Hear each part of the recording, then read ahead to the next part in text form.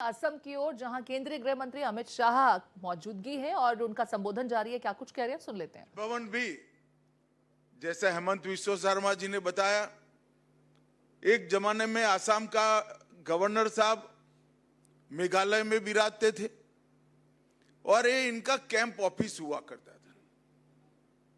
मैं मुखी साहब जब गवर्नर थे तब यहां आया था एक बार। मैं कई राज्यों के गवर्नर के निवास पर गया हूं। मुझे थोड़ा मन में कसक और कटक दोनों था कि आसाम के गवर्नर का निवास असम के गवर्नर के अनुरूप नहीं है। परंतु आज मैं असम सरकार के मुख्यमंत्री और असम के गवर्नर दोनों को बहुत बहुत साधुवाद देना चाहता हूं, क्योंकि जैसा असम बनने जा रहा है उसके अनुरूप गवर्नर निवास का आज यहां पर निर्माण होकर लोकार्पण हो रहा है। मित्रों, असम का इतिहास देखें तो महाराजा पृथु से लेकर लसित बरफुकन तक, चीला राय से लेकर यहां से सेना में भर्ती हुए हमारे युवाओं ने मां भारती के लिए जो बलिदान लिए वहां तक, ये भारत की सुरक्षा का एक अहम कोना बनकर हमेशा से पूर्वोत्तर उभरा है और विश्व भर में सबसे पुरातन और सबसे ज्यादा विविधताओं को समावेश करने वाली एक पूर्वोत्तर की संस्कृति भी यहां निवास करती है। यहां की कला, यहां की भाषाएं, यहां का खान पान, यहां की वेशभूषा, यहां का संगीत और यहां का प्राकृतिक सौंदर्य पूरे उत्तर पूर्व को एक प्रकार से विश्व में बेनमून बनाता है। और इस 11 साल में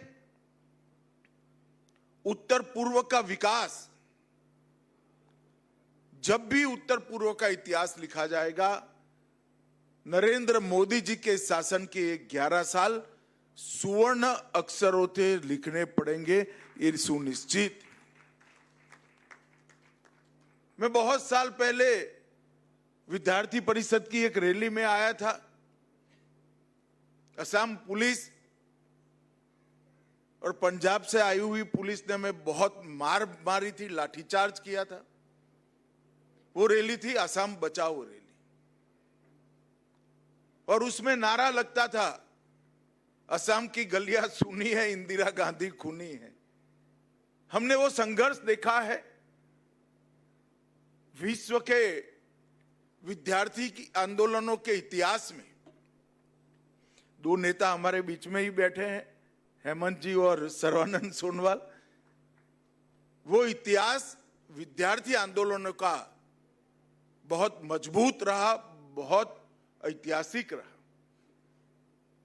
इस संघर्ष के दौर में अनेक नवयुवान बलिदान हुए, मगर मैं आज विश्वास से कह सकता हूं कि उस समय विद्यार्थियों ने जो कल्पना के साथ आंदोलन किया था, वो कल्पना को चरितार्थ करने का काम नरेंद्र मोदी और हेमंत विश्व शर्मा की जोड़ी ने किया।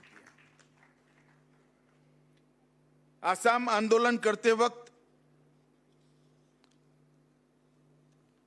जैसे असम की कल्पना की थी, इसके भी आगे असम आज पहुंच चुका है और एक गति निरंतर रहने वाली है, रुकने वाली नहीं है। और इसी के अनुरूप आज यहां पर राज्यपाल भवन बना है। इसी कार्यक्रम के अंतर्गत महामहिम राज्यपाल जी के सहमति से आज यहां 322 करोड़ से अधिक लागत की 8 परियोजनाओं का लोकार्पण और शिलान्यास किया गया, जिसमें मैं नेशनल साइबर फोरेंसिक लेबोरेटरी के लिए जरूर कुछ कहना चाहता हूं।